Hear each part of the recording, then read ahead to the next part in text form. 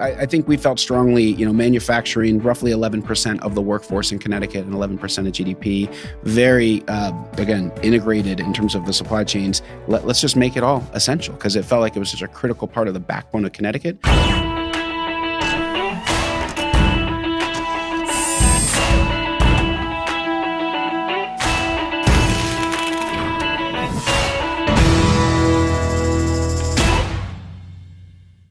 A quick interruption to remind you to like, subscribe, and rate this podcast so we can get your feedback and know how to make it better.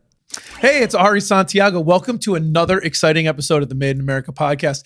I'm really excited to have David Lehman, the Commissioner of the Department of Economic and Community Development, it's a mouthful, back on the show again. David, thanks so much for coming back to talk to us. Lots happened since the little year plus since you've been back. I was going to say, it's great to be back. I appreciate the invitation. Yeah, listen, as you probably know, been some big things have happened in 2020, which sort of changed, I think, where we were. I think we released your episode sort of December of 2019. So it's been a minute.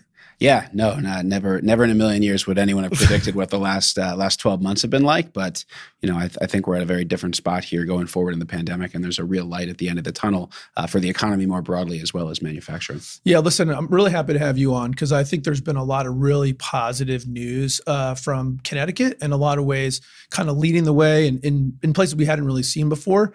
I know maybe it's a little cliche to say, don't let a good crisis go to waste, but seems like we've been able to kind of take what's obviously, to your point, and I don't want to make too much light of it because it's done some real damage to people through no fault of their own.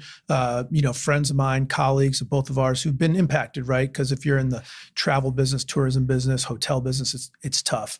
But Connecticut seems to have found a way to navigate this on the manufacturing side in particular, in a pretty good way. And I'm just kind of curious to get your views on that particularly. Yeah, I mean, as you said, Ari, it's been a horrible crisis, right? You've had 7,000 deaths, over 7,000 deaths at this point in Connecticut, and you still have an economy where roughly 1 in 10 people is unemployed. So it's been highly disruptive, and you've seen a lot of fatalities. It's been a travesty. I think looking forward briefly, I think we'll be in a better spot as it relates to COVID. Certainly, acute illness and what we're seeing in our hospitals and deaths in the early spring, hopefully March, certainly April, in my opinion, based on where we are right now on the vaccines. As you may know, Connecticut is a top state in terms of vaccine per capita, in terms of shots in arms. Roughly 10% of our population now has gotten at least one shot, again, which is great. And we want to keep that trajectory going. We're vaccinating roughly 1.5% of the population per week. And we hope that increases, especially with the recent news around J&J's vaccine getting approved.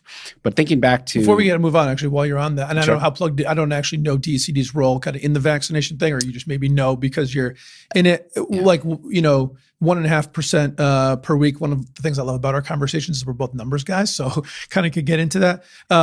So how do you tie back the pace of that to kind of economic recovery? Yeah, that's a great question. Yeah, and this is, DECD does not have a formal role. That's my disclaimer, nor am I a doctor. Through the crisis though, the governor and his team, especially as we've been operating under executive power through the crisis, I've been part of some of the decisions. We'll talk about reopening and manufacturing in a second, but not part of the vaccination. But I do look at the numbers a lot, as you and others do. And roughly Connecticut's been vaccinating 50,000 folks a week. And we hope that pace will increase, but the constraint has been supply of vaccines. So you have Moderna, you have Pfizer right now. J&J, we think will get approved in February based on what we just saw in terms of the efficacy.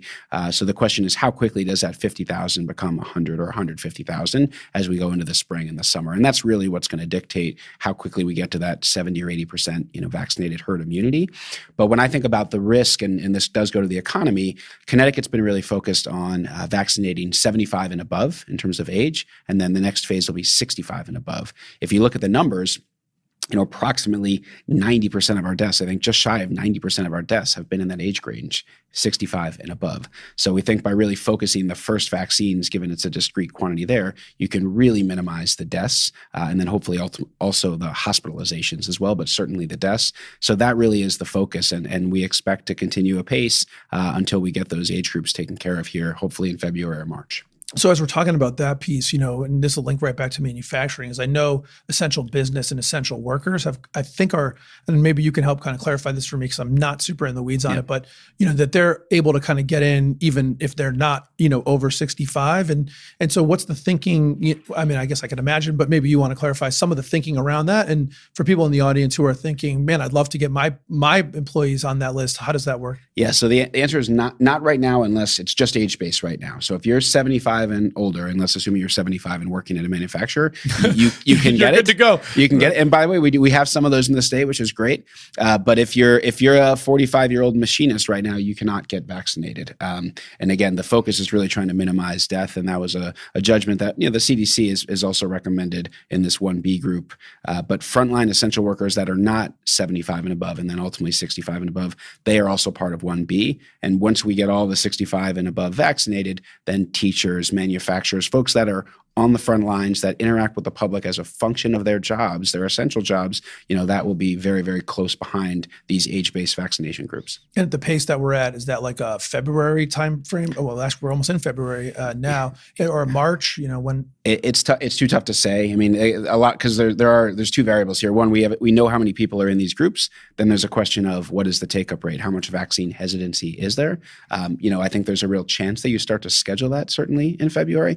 And then the question is, are you scheduling for March, or is it even later than that in April? And again, the other big variable is, could that 50,000 increase? And listen, there's risk to it decreasing as well. We think that's unlikely, but there's a lot of variables at play. But again, Connecticut to date, 10% of the population vaccinated. That is, best top decile in the country. Yeah, that's pretty exciting. And the limitation, just to reframe this, because I think it's important. You talked about vaccine hesitancy, and I just want to make sure that what I heard from you before was that really our bottleneck now is supply, not hesitancy. Correct. And do we have a sense that people are hesitant in Connecticut, or it sounds like based on our performance, it seems like that's not an issue? Right?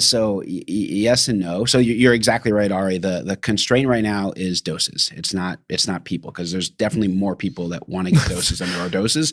And what we've seen is, as time has worn on and as more and more doses are given, the vaccine hesitancy broadly has diminished.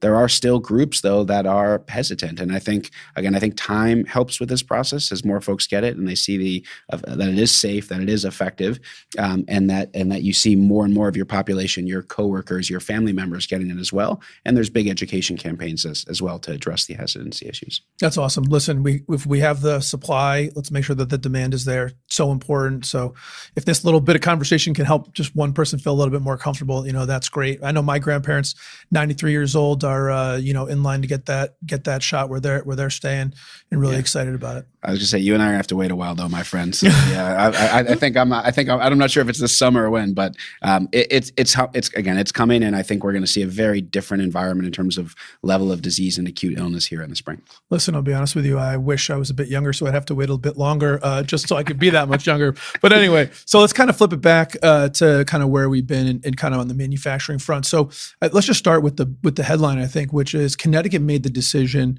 to make all manufacturers essential, and that was not a decision that was made without controversy. It wasn't a decision I don't think was made lightly.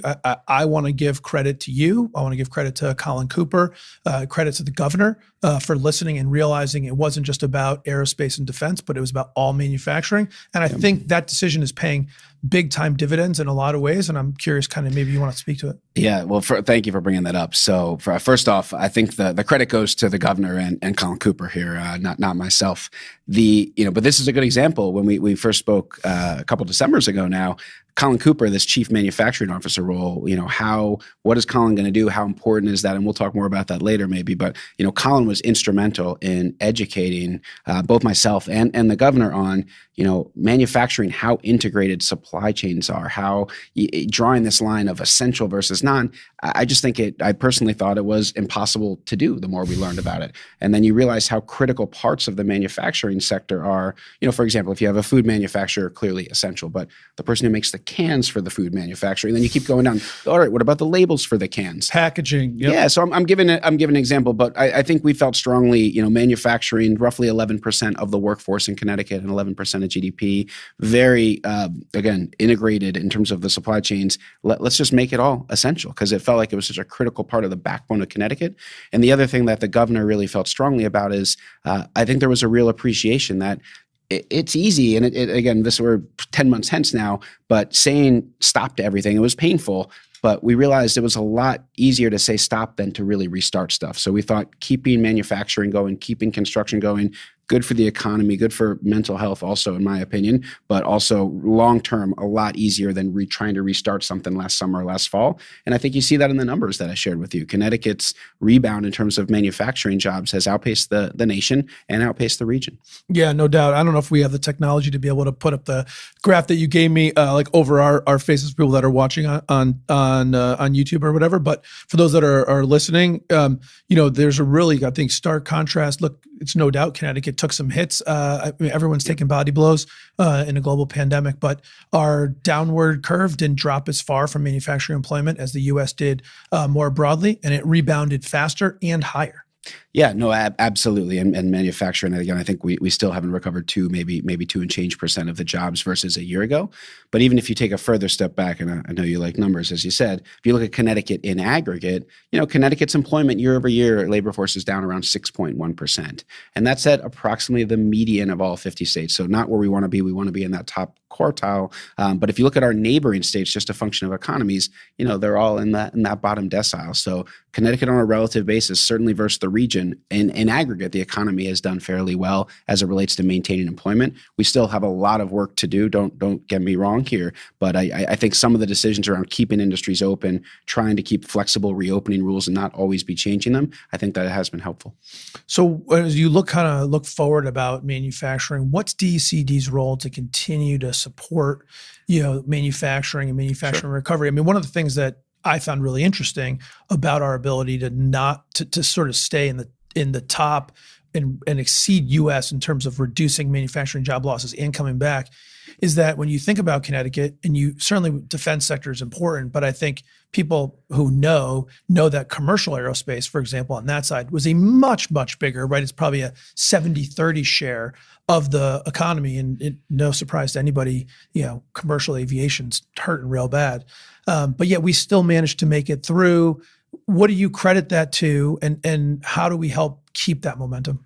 Yeah, well, I credit to a number of things. One, I think you have very large manufacturers, very large defense manufacturers and supply chains. And then if you bifurcate, certainly military and some of the contracts there that are longer dated, that haven't been impacted, versus some of the engine and discretionary commercial aviation contracts, you have started to see, certainly as you got into the summer and last fall, some softness there that's really having an impact. But the reality is Connecticut's manufacturing base is quite diversified in terms of number of firms and beyond just kind of commercial aviation. When you really look at it, some of our biggest manufacturers are certainly focused on jet engines and the like. But when you go beyond that, it's a fairly diversified group. And I think when I think about DECD's role here and the governor's focus, we talked about Colin Cooper. Having a chief manufacturing officer has been an absolute home run, in my opinion. His ability to help navigate COVID and PPE. He helped give out $1.5 million of grants to 24 companies to pivot in terms of PPE procurement or production, and just his ability to educate folks within government as a practitioner, someone that was in the private sector, that mouthpiece hasn't been there before outside of people that have been lobbying and others. And I'm not trying to diminish it, but it's different when the governor has someone that works for him that says, I was in the sector for 25 years and here's what we need to do. Here are the priorities. And then when we think about Kelli Vallieres and the new Office of Workforce Strategy that Governor Lamont set up within DECD, you have a lot of bandwidth and folks that are focused on workforce, Colin and Kelli in particular, for the manufacturing sector, which is priority number one. Yeah, listen, I 100% agree on that priority number one. I mean, that workforce challenge continues, right? And I think that that's it's good, right? You want to know that we need people to go to work, but it's not good if we can't fill it. And I just want to touch. It's better than the alternative problem. That is 100%. And I want to talk about workforce a lot. I do want to. One thing that you touched on, which I want to just drive home again, was we are so diversified. And if you listen to the podcast on a regular basis, people out there that do, they know that this isn't a procession of aerospace manufacturers that come on the Made in America podcast, and it's not just sub builders and airplane. We've got people that make niche products, amazing packaging, medical devices, huge in Connecticut. We make machines that make the microchips that go into iPhones and Samsung phones, right? Like we have a very skilled, high-tech, high-class, workforce and manufacturing base, and I think there's a lot to be said for that, and for being in it and seeing it. There's a huge opportunity, David, in my view, to build on that as manufacturing starts to come back to the U.S. and we look at how technology is really driving manufacturing, where we aren't going to go back to the number of jobs that we had 100 years ago in manufacturing, but the output is going to skyrocket and the jobs will grow if we can have the workforce to support it. No, that's right. And those are the investments that we want to make, that the governor is really encouraging. And I think you'll see a lot more of that this legislative session with his big focus on workforce and the governor's workforce council. So let's get into that. Why have this initiative on workforce? Why inside of DECD? What's the thinking around it and how it's going to activate? Yeah, so let me take the last part of that first. So it's housed within DECD, just given the kind of the commercial and business first focus that DECD has. But the reality is Kelli works closely with Colin, works closely with myself, the governor's team, Commissioner Westby at DOL, and really across the state. So, and this really is how Lamont wants his team to focus. We're not siloed at all. Kelli is out and about. She has an office at DECD is maybe the best way to say it, and I want to support her in any way. But she is the driving the workforce council, where there's 13 CEOs from across different businesses, educators, not-for-profits, as well as legislators. So she really spans all aspects, not just of state government, but working with partners across state government as well in education, workforce shops, really all around. And that's a key. And it's not just manufacturing, right? She's doing it in technology. She's doing it in healthcare. So it's very, very broad, but we are trying to pick our spots in terms of focus and really play to our strengths. And I think one of the benefits that we'll see, and it'll pay dividends over time for the state, is you have now an individual and a structure which is accountable to the governor. You don't have, it's not a regional or it's an industry-specific workforce. You'll have all of that up to Kelli, and her accountability, I think, is really going to make this work, and making sure it's clear what is Connecticut doing. We're going to have one voice as we speak on workforce. So can I infer from that what we're trying to solve for was all these different silos and multiple voices, and try and have that kind of consolidated? I mean, what are we solving for in doing this? Listen, I think, and I've used the word fragmented and balkanized in the past, and I'm not an expert, so I'm just offering my perspective. But I think the benefit here is with workforce, you need to understand, what is the cost versus the benefit, and where do you get the results, and outcome driven. And what I think is challenging is if you didn't have that centralized at the level of the governor's office and accountable, not just to the governor but to the legislature, it was tough because you had folks asking for different money for different programs, and all of which was well intentioned, and many of which will still occur. But when we really need to make decisions on where to allocate funds, where are we getting the most cost first, the least cost versus the most benefit, thinking about equity issues in terms of different communities in the state, and making sure that there's upskilling and credential-based outcomes that are helping those individuals get better paying jobs. That really needs to be in one place. And I think where there is a disagreement, it needs to be adjudicated in one place. And ultimately, the legislature and the governor is going to have a view on this, but you now have the committee and the framework to put all those facts on the table. And that's really what we're trying to do with Kelli's group, essentially? Effectively, that's right. And you'll see there's going to be a lot of initiatives. There'll be a very significant piece of legislation and in terms of what do we want to do, where are we going to place our bets, so to speak, in terms of making sure that we're reskilling and upskilling folks in Connecticut. So for the next 100 years, workforce can be one of the things that we're known for. So how do we make sure that we're filling the jobs for tomorrow and not just the jobs for yesterday. Well, and this is the great thing about the Workforce Council is you have 13 CEOs, you have subgroups where you have manufacturers at the table that are part of that conversation.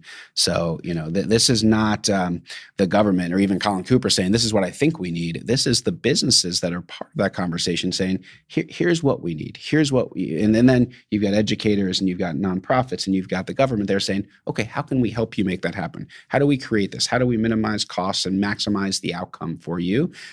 So when you have it being led by business, that just gets you much better results is what we've seen in states away from Connecticut. And that's really, in my opinion, the beauty and what's going to be really great about this initiative.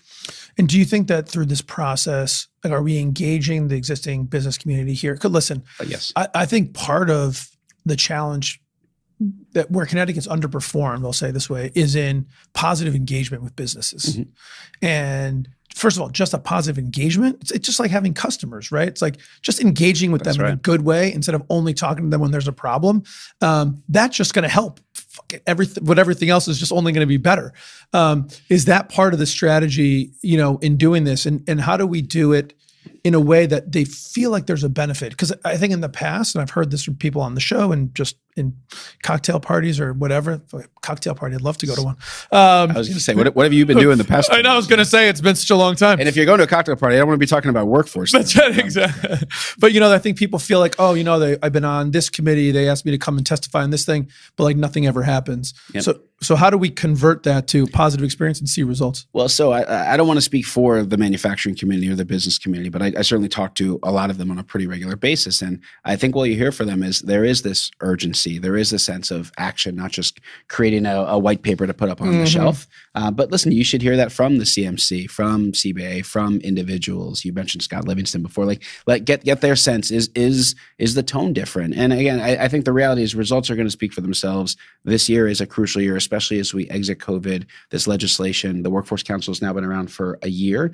Are we going to start to see implementation? And again, outcomes, which are really what we need to see. And I'm pretty sure the answer is yes, but I want to make sure you're hearing that from folks in the private sector as well. So how are you measuring outcomes? One of the things we talked about, last year, I guess 2 years ago now, in 2019, was that you are a metrics-driven, outcome-based, person. And I think that was something that I really appreciated hearing. Other people who listen to the show and who private sector, folks were like, yes, we love that. So where are we on in terms of where your measurements are? Yeah, I think, and again, let's put COVID aside, but I think that when we measure outcomes, certainly employment, increase in hourly wages or wages at the state level, because that's one area where we have lagged. And then output more broadly. Are we going to continue to have the productivity that Connecticut has largely benefited from, especially as we talk about automation and Industry 4.0? That is going to be all about productivity gains and the like. And Connecticut needs to be at the forefront of that. I think we're well situated. So if you look at some of those metrics over the past year, and I referenced again, I'd love next time I come here in a year from now, I'd love to say we've gained more jobs in the country as opposed to we've lost less than the country. Right. But I do think our relative performance versus the region and versus the country on those metrics, employment, wage gains, as well as output is really going to be important. And then when you dig underneath that, I think there's going to be a real focus on equity in our communities that have had the lowest wages and the highest poverty. Are we seeing their wages increase at a faster rate than the state, where you're not seeing a divergence in terms of lower versus higher incomes, but you're seeing a convergence. And is that part of the drag more broadly? Is that we've got sort of the have not issue where the people that don't are kind of really faring really poorly and we need to close that gap? I think so. I mean, that's a subjective question, but I think so. Yeah, I think you can't. The state is not going to get to that next level if you have pockets of the state where you have that again meaningfully lower wages, meaningfully higher poverty, and more unemployment as well. So I think we really need to focus on lifting all ships here and reducing that gap. Yeah, I mean, you and I talk a lot about the E in the DECD, but let's talk about the CD part for a second. What is DECD's role, or what is DC doing in terms of helping close that gap, right? I mean, I think the lower wages, lower education, less opportunity, certainly perceived, if not in reality, in some of our urban areas. And on the manufacturing front, something, I've been sort of working on in the background is, we've got this pool of people who are looking for employment. We've got these jobs, but they're not in the same place and they're hard to put them together.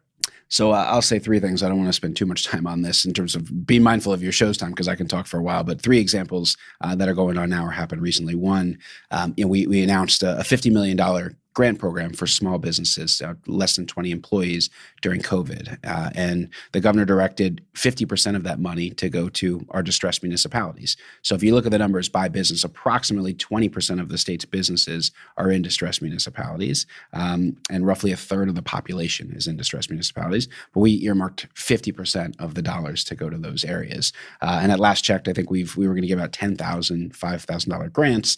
I think we're close to $9,000 or $9,500 at this time. And 55% of those grants went to women or minority businesses, as an example. And that far exceeds, if you look at whether it's in the state or the country, the percentage of women and minority businesses. So we're trying to focus our resources, state resources and the federal resources, to areas that we know have been harder hit economically and hardest hit by COVID. Another initiative that I feel very passionately about is brownfields and redevelopment of these areas. So, brownfields, we want to make sure that, where we can rehab, whether it's old mills, contaminated spaces, whether it's for a new manufacturing facility or for a repurposed lofts. And you've seen a couple of that here in the Hartford County area. That's going to be a big focus of ours. And we're going to continue to make sure that we have sufficient funding and bonding for brownfields. And then I would say the last thing that we're doing right now that I think is going to be a big focus is the legislation that we're proposing this year from DECD. There's two parts of it that are very focused on the communities, especially the communities in need. One is the legislation on job creation to incentivize jobs in the state of Connecticut, whether you're moving here or just growing here. The benefit's going to be twice that in a distressed municipality or an opportunity zone as if you grow those jobs outside of one. So we're really trying to incentivize good paying job creation in our hardest hit areas. And then on the small business lending front, we're really going to refocus some of the resources, because previously the state of Connecticut was a very an active small business lender coming out of the last recession across the state. But the reality is we don't need to compete with banks, in my opinion. Let's let banks do what they do, and let's use the state dollars to focus on areas where there's truly a need and they're underbanked, as opposed to competing with the People's or Webster Bank. That just wasn't our thing. So we're really trying to much more targeted at communities where we feel like we can make a difference and there's a much bigger need. And so, that kind of reminds me of, we had talked last time about the pay as you grow approach. Yeah. It's hard to ask how all that's working, right? Because we sort of ran into this, this thing. But, are you still on that? And yep. And how is that working out? So, the legislation last year did not get passed because the session with COVID didn't happen. That what I was referencing in terms of our job creation incentive was the pay as you grow. We call it Job CT or Grow CT right now. So that will be part of our legislation this year, but that we've been utilizing that framework with existing funding to recruit companies here, to do companies, to talk to companies that are growing here. And it's been so far so good. I think, as I told you last time, I think we can really minimize the cost to Connecticut taxpayers and still have the job growth that we need in the state. And so how do you think about engaging, private sector to encourage them to grow and get roll out the welcome mat, as it were? Obviously Emerson opened up a huge facility in Danbury area, which is awesome.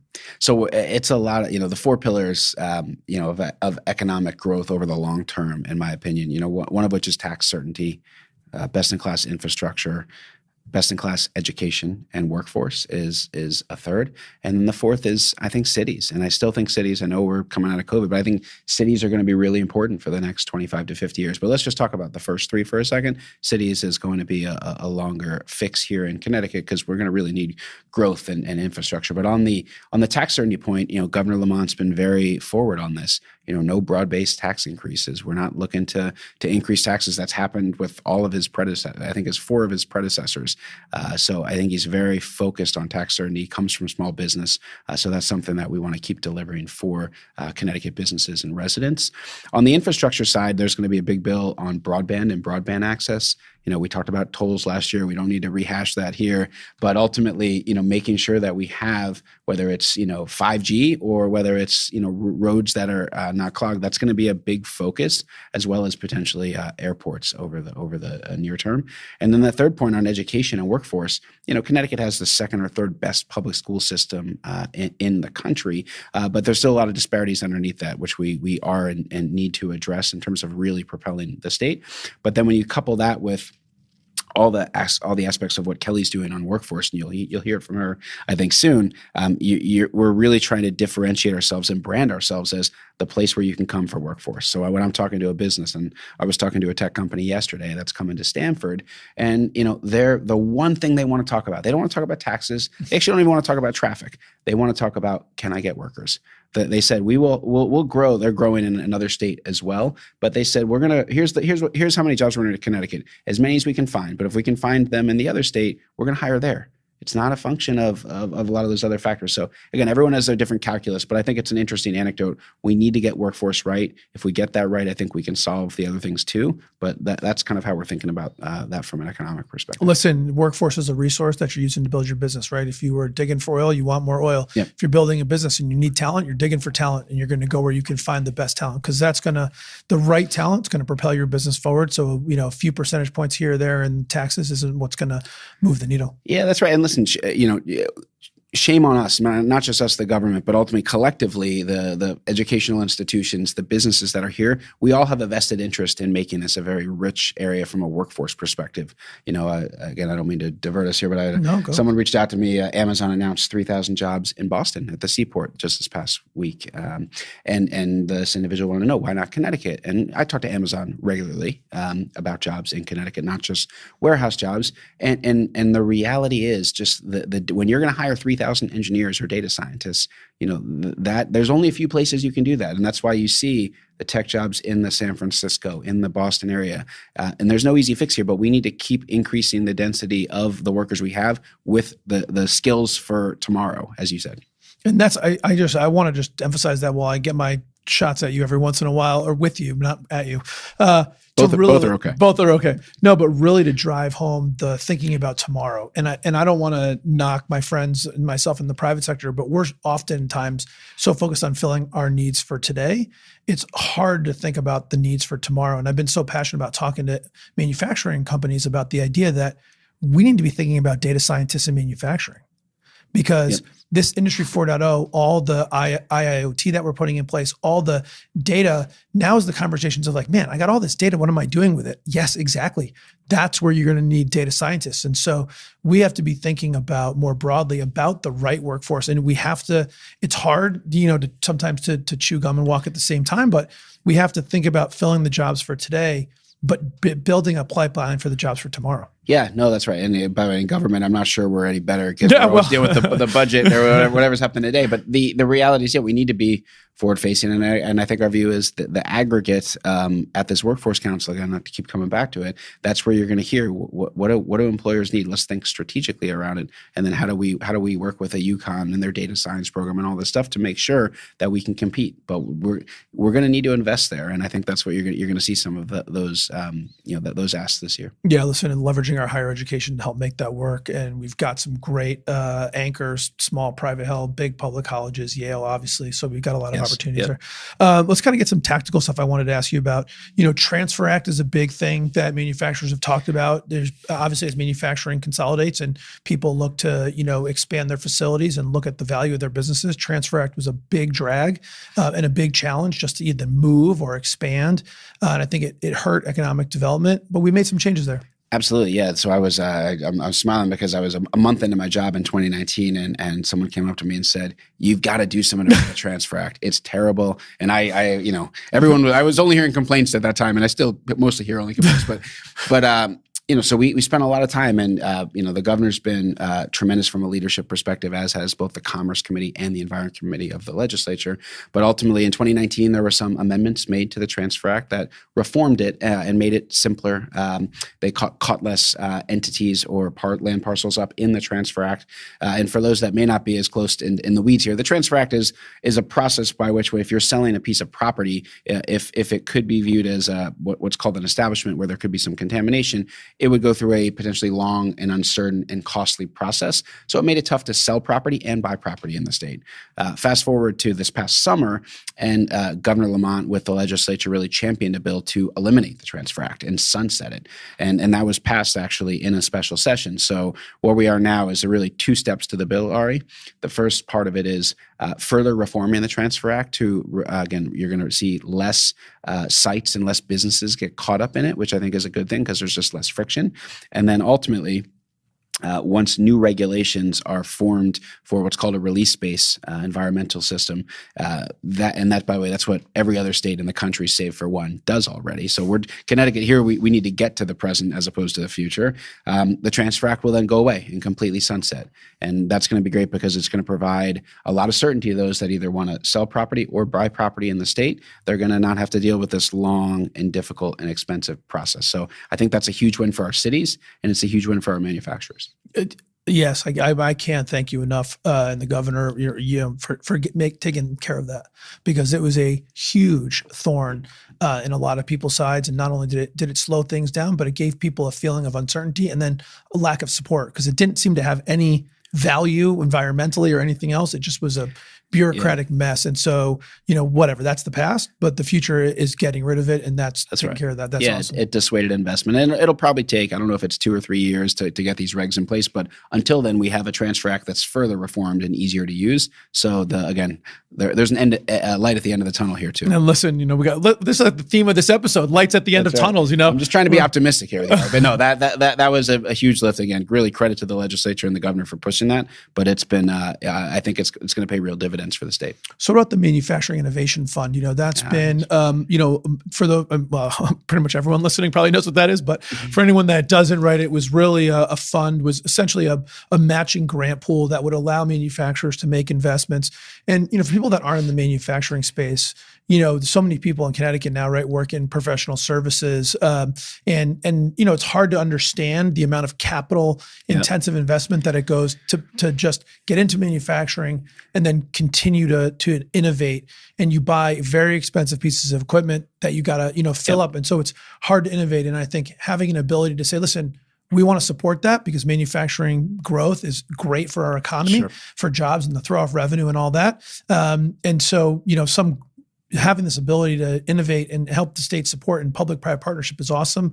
But you're here to talk. So no, listen, you said I'm going to be interviewing you next time as the DECD commissioner. No, I listen, right after the Transfer Act, when I got into the job, I heard about the Manufacturing Innovation Fund.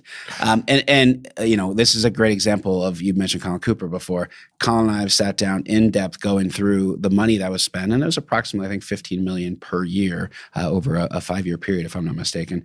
But basically where the voucher program, incumbent worker training, this is the Innovation Fund funded a lot of key initiatives. And really importantly, it did 2 things. One, it leveraged private capital. And Governor Lamont is very much into that. I think for every $1 of MIF, there was $1.7 of private capital. Again, whether that's to train a worker or buy a piece of equipment. It was not just the government spending money, it was the government being part of the solution.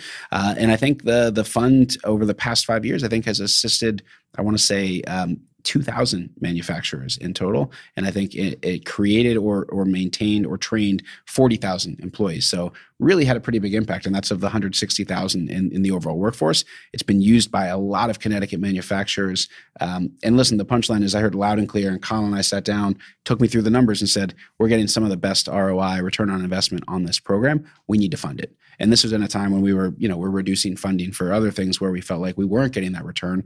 But I have very high conviction that this is a great investment for the state. Colin and I have both made that case to Governor Lamont, and we look forward to getting incremental funding for the MIF, not just right now, but, for the next 2 years. And we're going through that with the current budget process. So more to come, but we're behind it and we're going to get that funded. Can I lobby for more than 2 more years, or we actually have the biannual budget, but to just try? I was going to say you could lobby. You could lobby for it. No, listen. I think this will continue beyond that. But right now, we're talking about the next 2 years. But this should be a mainstay based on what I've seen for a manufacturing community to support it over time. Yeah, listen, it goes back to that thing we said before about feeling supported, right? And and to the point that you just made, what better ROI then can you get that not only feeling good, but then actually doing good, leveraging and creating real investment in Connecticut's real economy, both in the 2 main things we need to have, right? Which is infrastructure, the equipment. And most of the times that they're buying equipment, this is buying new high-tech robotics. I mean, people have been on the show, talked about the robotics, the laser welders, the stuff that they've done, which is going to help propel our economic output and our competitiveness going forward. And then the other big thing is when you buy that equipment, is incumbent worker training. Yep. So if our priority is infrastructure growth and investment in our workforce to make the better workforce, MIF is doing that and leveraging private dollars to only increase the return. That's just, home run is probably not even strong enough. No, absolutely. And one of the things I think I failed to mention before is during COVID, when the legislature wasn't in session, Colin actually worked with myself and others to reposition some existing dollars to focus, not even for just the COVID grants I mentioned before, but for more MIF funding. So we're behind it. Happy to discuss more with you and the viewers what the right funding amount is, but it's something that we're passionate about and the governor's behind. Yeah. So whatever amount you're thinking, just double it, and then we'll go from there. Just double? Okay. Yeah. Well, just starting again, fine. but obviously that was a little bit too low. Yeah, too low. Let's talk about kind of the future of manufacturing in Connecticut and kind of what your views on that are. What do you see as the growth? I mean, clearly we want to double down on the investments that we have. Subs got a 20-year great run, so that's exciting. People are going to fly again. Yes. We've got a lot of defense, medical devices. There's a lot you may know about sort of the EV charging is really big in Connecticut. What are you seeing with that? What else is out there? Yeah, so I think Connecticut, again, as a layperson, I say this, but when I look at the numbers and when I look at kind of manufacturers' financial statements, right, Connecticut's going to be high value, high touch, and that doesn't necessarily mean human touch, but right now I think it's human touch plus machine touch, and I think the continuum, you're going to continue to see that switch to 4.0, to digital transformation, and ultimately making sure that Connecticut's on the forefront of that. And I think we have the infrastructure and kind of the backbone, if you will, of that. This is back where workforce, in my mind, becomes so key, because we want to make sure that our workforce is on the forefront of that digital transformation and embracing 4.0. But areas where, like in defense and aerospace in particular, I think this is key, making sure that we are continuing to innovate and that we're leading by example in that regard. I think it's going to be really key for the industry over the next few years. But what I've learned about manufacturing, again, largely due to Colin and my conversations with folks in the industry, is, this is not just the company. This needs to start at the high school or at the junior college program to make sure that we're starting to build that DNA and that culture, to use that word. I think that's really important at the outset. So starting to think about, and you've the manufactory downtown in Hartford, I think it's really key that this is part of our culture and really starts at an early age, because, as Colin often says, and I look at this data a lot, manufacturing, the salaries and the wages that are available there are amazing. And I think that's not appreciated by folks in Connecticut, and we really need to make those investments. Listen, what's so exciting to me about the manufacturing investment, and you've just said a lot of the great stuff, so I want to just double down on the comment I had before about the convergence between sort of IT jobs, like the Amazon stuff you talked about going into like Boston, the Boston Harbor area, is that those jobs and the manufacturing jobs are starting to like come together. And I think that's so powerful because we can really make both work. And because we've got this great manufacturing history, if we can put these things together, man, that's like jet fuel. No, it is. Yeah, no, when I think about the future, really three industries stand out to me. I mean, healthcare and life sciences for sure, technology for sure, and manufacturing. And I do think there's going to be a bit of convergence between all of them. And I think Connecticut is well suited in all of them.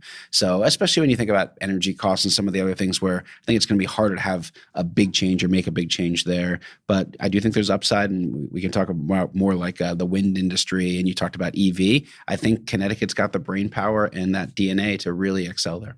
Do you think that the wind there's a big wind project, right, off bridge? There's one in Bridgeport and one in New London. The big pier developments in New London. Okay, and is that how do you guys view that impacting sort of energy pricing and energy price certainty in Connecticut? So I think you are seeing this shift to renewables. I believe our commitment was, I think, at 2040 to be carbon free. And I think, listen, Kennedy, I think the pressure is going to be to, expedite and go faster on some of these renewable energies, whether it's wind or solar, batteries and the like. I think when we think about wind, and we procured 800 megawatts a little over a year and a quarter ago at this point in time, I think you're going to continue to see wind procurement. Certainly we have significant nuclear in the state, but it's a trade-off because climate change is a real issue and needs to be addressed. But at the same time, a lot of these renewables, given where the pricing is, they're still more expensive, certainly than natural gas, given how inexpensive that is these days. So it's a balance, I guess. All right, we're mindful of kind of the overall high electricity costs, not just in Connecticut, but in this region, given how we're getting even natural gas here. But at the same time, I think the future is renewables, and I think that's going to continue to get pushed up. So we're going to need to have conversations to make sure we understand, especially for large energy users, we want to make sure that we're not harming them. But at the same time, we think this shift is really happening here. Happening on an environmental basis, is less so on an economic basis then? No, I think it's happening on an environmental basis. And I was actually listening to a radio this morning, and a survey was done about, and I forget where they did the cutoff, but they polled younger folks. I don't know if that's sub 20 or sub 30, not you and me, but the more than 2/3 in most countries and north of 75% in others thought climate change was one of the top concerns and things that need to be addressed. And I think you're seeing the shift where I think and not just from environmentalists on the left, if you will. This is really from the general population. I think is increasingly concerned, and I think there's going to be a lot more focus. And again, this isn't just a U.S. issue. China is a big polluter. There's lots of stuff to unpack here. Yeah. But I think the urgency is really increasing on the climate and renewables front. Listen, I'm gonna leave that for somebody else's show. We don't do. That'll be our third go at it. Exactly. So when you're like from your perch, David, like what do you think people, the manufacturers that are listening, manufacturing leaders, what can we do to help the Connecticut economy? How can we listen, we all need to support your success, because if DECD is successful, then that means we're all going to be more successful. So what can we do to help? Yeah, I think there's really three things that come to mind. One is engage your legislators. I think it's really important that that there's engagement with state legislatures, whether it's in the House or in the Senate, really important, in addition to DECD, in addition to, I think a lot of folks are part of CBIA or CMC and a lot of the other great groups that are around there, but I think it's important to engage your legislatures and let them know what are the constraints on your business and how they can be helpful in that regard. The second thing is I do think there needs to be a dialogue with the state from a policy perspective, again, away from with the executive branch, whether that's DECD or labor, to understand and communicate, like with MIF, there's so much stuff going on, but right now this MIF and the Workforce Council and the workforce initiatives, those are big things that we're focused on for manufacturing. But I think that's right based on all the feedback I got, but we want to make sure that we're on the executive branch side, that we're working in tandem with folks. And then the last thing, which I think really is a lot of folks are doing, but I always think we can do more, is this collaboration with the educational community. And again, through the Workforce Council here, to make sure that that the state shouldn't be creating jobs or skills or outcomes where there isn't a job for that. I mean, we have more jobs than we have people here in the state of Connecticut that can fill those jobs. We need to hear from businesses on what are the skills needed and what can the state, and whether it's the community college or UConn or Yale, do to help get to the finish line. Wow, those are really great. And the engaging legislatures in the policy dialogue, I think is just so important, because that connection needs to be there. And I can just say this, and people can intuit this just from the times that you've been on here. It's the same when you're off camera, whatever, and talk offline. People that are going to government service want to do good. They didn't go on here to waste their time. Yourself, I'm sure in particular, this wasn't the dream, gold mine job that you were looking for. It was to make an impact and do some good. And so, but we only know what we know. And if we're not communicating, we don't know. Yeah, and listen, I'll just be quick, but I think Governor Lamont, as a businessman, I think businesses are starting to see that change, and there's this urgency, and again, he thinks and makes decisions like a businessman, and I think that's great for the state. And then the point on the legislators, though, I can't tell you how many times I hear someone complain saying, this is wrong, we shouldn't be doing this. I say, well, that's great, I understand, I agree with you. Have you talked to your state rep or senator? And they're like, no, I haven't. I'm just coming to you. They don't listen. Or I think there needs to be more of that dialogue, because I think we need to have that advocacy, not just at the DECD or the executive branch side. I think it needs to happen with the legislature. Yeah, I mean, at the end of the day, they hold a lot of those purse strings. Absolutely. So let me just kind of wrap it up, but let me flip a little personal. How's it going, man? I mean, you left New York just in the nick of time, apparently, and kind of took this challenge on. How are you feeling? It's great. I mean, I'm as we started talking at the outset, I mean, Connecticut's performance in navigating the pandemic, it's terrible year in terms of the impact in terms of illness and death, as we talked about. But I think collectively the business community should be proud in terms of how they helped and really chipped in to be part of the solution and kept their employees safe and kept the economy going. So I feel good, and I think this is a big year. Again, I think we're going to see the pandemic in the rearview mirror. There's a lot of legislative initiatives. I think we do have some real strengths and stuff that we're working on. So 2021 is a really important year, and I'm still really excited. It's been an interesting 10 or 11 months, but I'm ready to go, and I think we got a lot of work to do. Yeah, and we talked a lot about last time. I think it was on the show, but just about a lot of private sector engagement in the Lamont administration, and you just talked about Governor Lamont's kind of businessman approach. You're not the only private sector person that he brought in.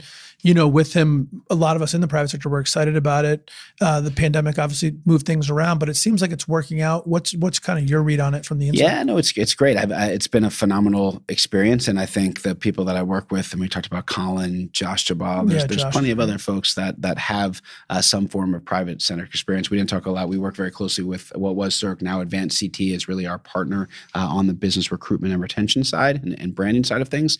So it's really great because Lamont likes to have lots of different opinions, and that could be from people with outside experience, with in-government experience from different parts of the state. That's just how his mind works, and I think we get to a better answer, in my opinion, by having all those different opinions at the table from both inside government and outside government and folks with different experiences.